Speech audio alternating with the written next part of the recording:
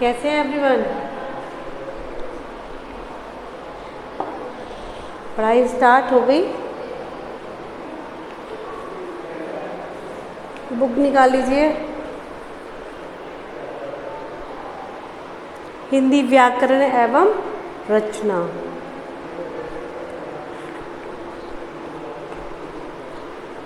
कल हमने क्या पढ़ा था?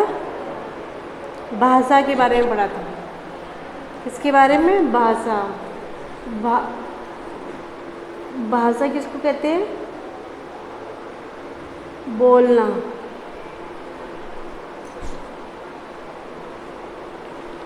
कहाँ तक पढ़ दिया था?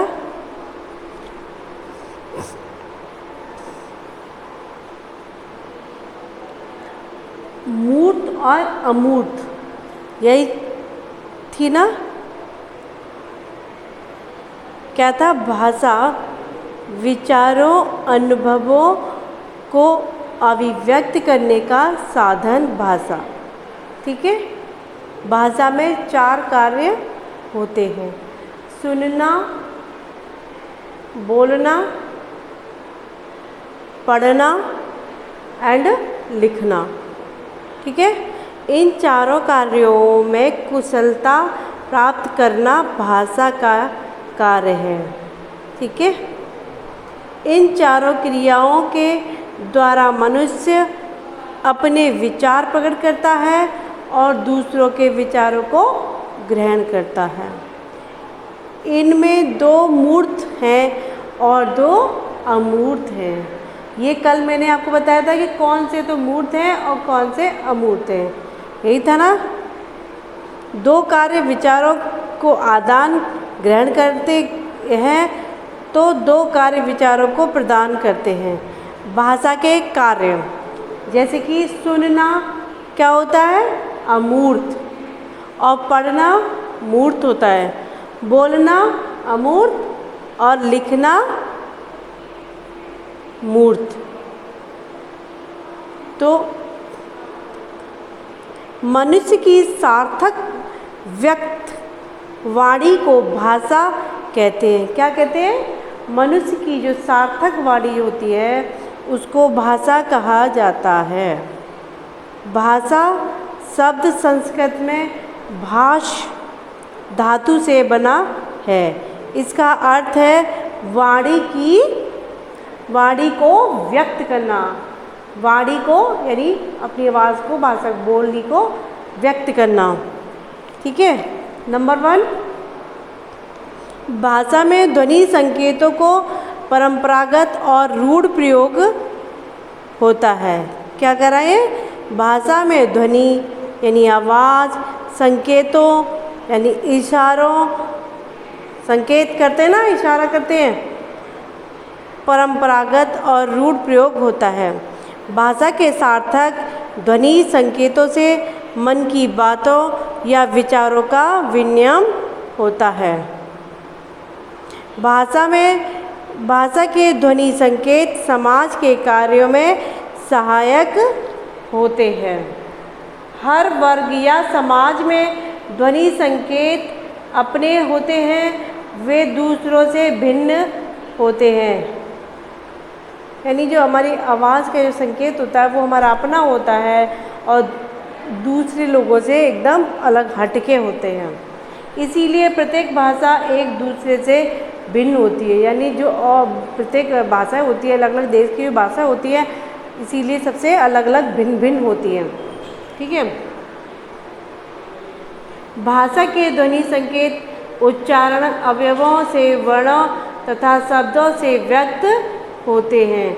हर देश की भाषा के 3 रूप मिलते हैं: बोली, विभाषा और भाषा। बोली,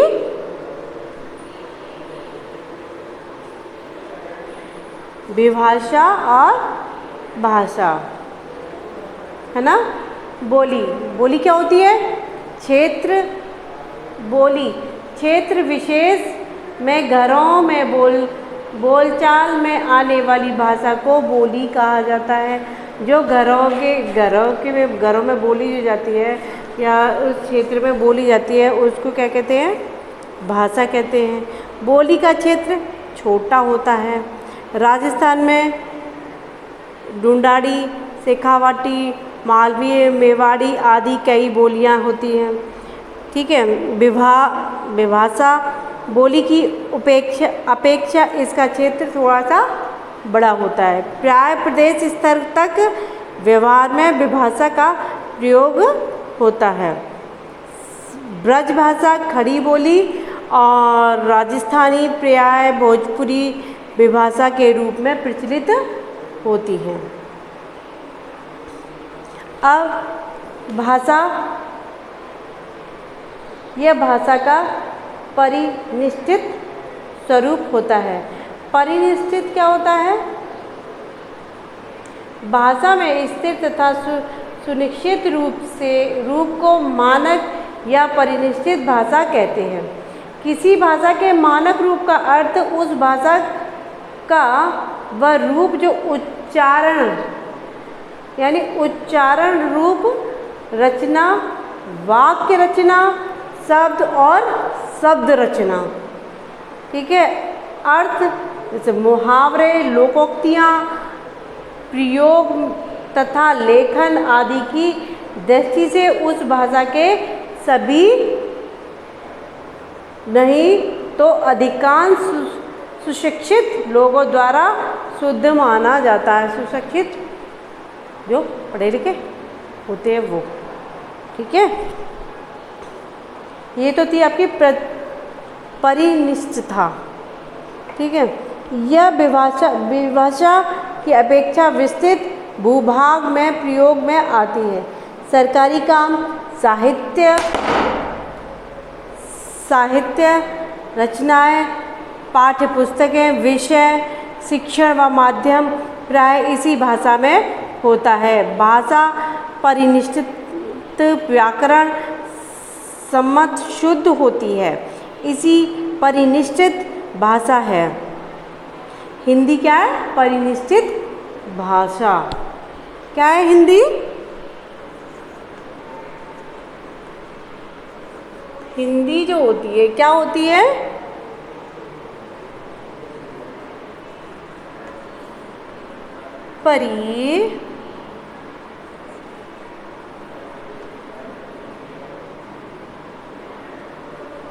निष्ठित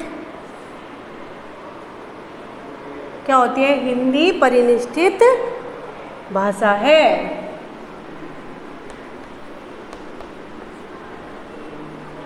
ठीक है।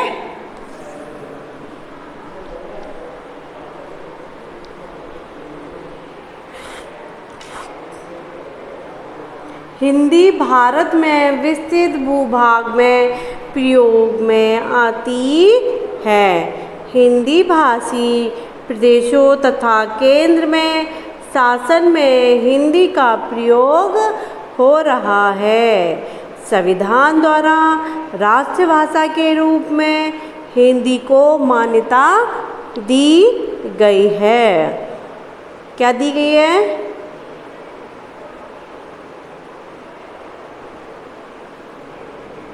संविधान द्वारा राष्ट्रभाषा के रूप में हिंदी को मान्यता प्राप्त हुई है। हिंदी दिवस मनाते ना 14 सितंबर का, तो जब उसको राष्ट्रीय मान्यता मिली तब उसके बाद में हिंदी दिवस मनाया गया 14 सितंबर का। ठीक है। ध्वनि संकेतों को निश्चित आकार में लिखकर व्यक्त किया जाता है। इस लिखित रूप को लिपि कहते हैं। क्या कहते हैं? लिपि कहते हैं। किसको?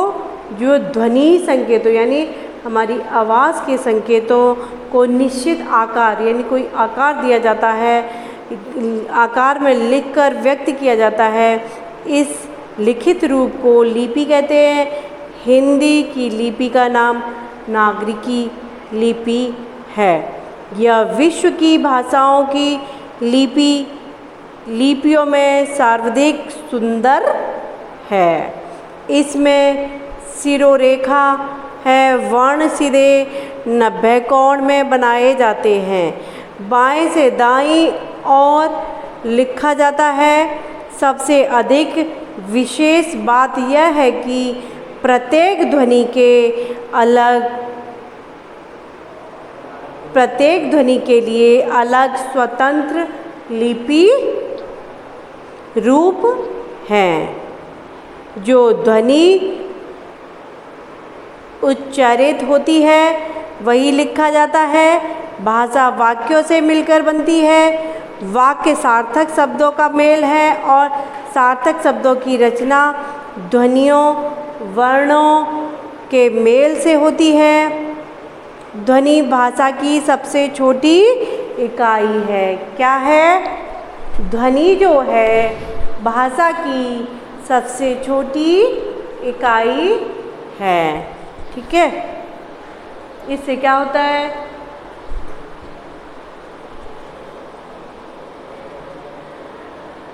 तो अभी तक आपने भाषा, विभाषा, बोली, काफ़ी सारी चीज़ें पढ़ी, तो कुछ तो समझ में आया होगा, है ना?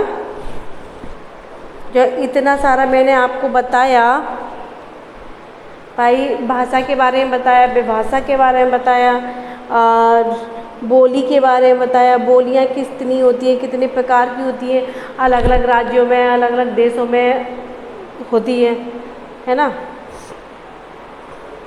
जैसे कि राजस्थान में भी कई तरह की भाषाएं बोली जाती हैं।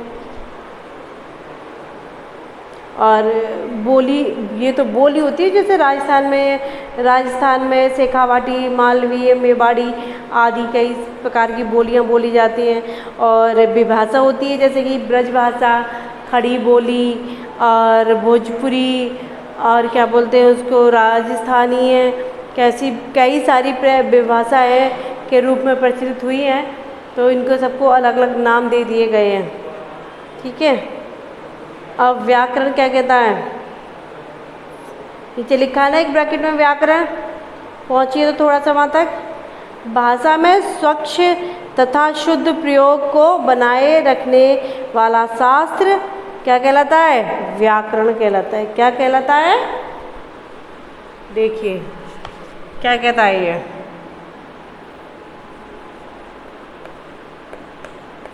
भाषा में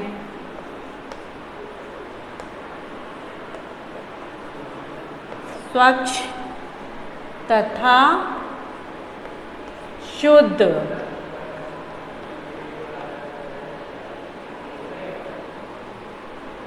प्रयोग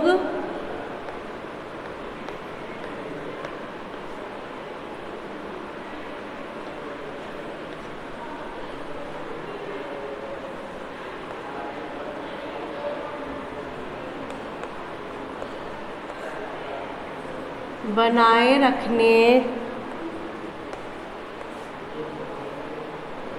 वाला शास्त्र क्या?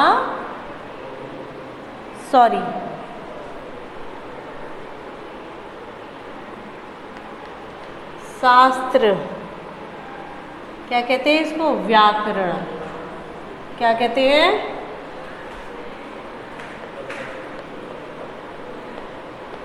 व्याकरण शास्त्र है ये।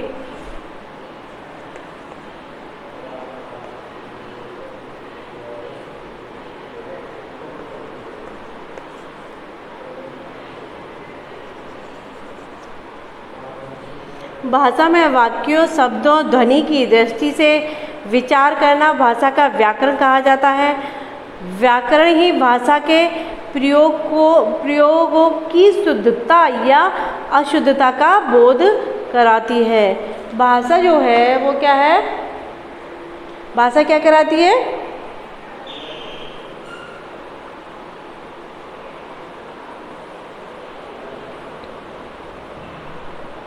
भाषा के प्रयोगों की शुद्धता या अशुद्धता का ही बोध कराती है। ठीक है, तो इससे क्या होता है? भाषा का ज्ञान, भाई शुद्ध यानी सही, अशुद्ध यानी गलत क्या है, इससे इसका पता चलता है। ठीक है, व्याकरण का उद्देश्य भाषा में प्रयुक्त अशुद्धता और शुद्धता का बोध कराना। क्या कह रहा है ये? भाषा में प्रयुक्त अशुद्ध यानी गलती और शुद्ध ठीक उसका बोध कराना। ठीक है, ये थे व्याकरण का उद्देश्य। उद्देश्य का क्या करेंगे अब हम कल पढ़ेंगे। आज यहीं तक रखते हैं, इसको व्याकरण तक रखते हैं। आपको SW में क्या करना है, ये देखिए यहाँ मैं आपका SW डाल देती हूँ। ये है SW पेज नंबर, क्या है do page number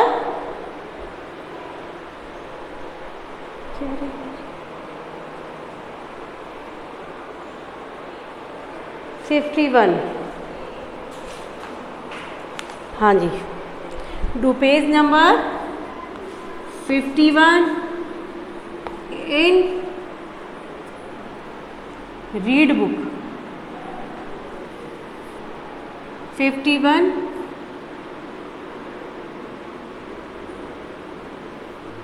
in book read करनी है। क्या करनी है आपको? रीड, ये आपको रीड करनी है। ठीक है, ये आपका HW है। ये आपको पूरा जो चैप्टर है यहाँ तक व्याकरण तक जो मैंने पढ़ाया है आपको रीड करना है, यहाँ से भाषा से लेके और यहाँ तक। उद्देश्य हम कल पढ़ाएंगे। ओके, चलिए टेक केयर, बाय।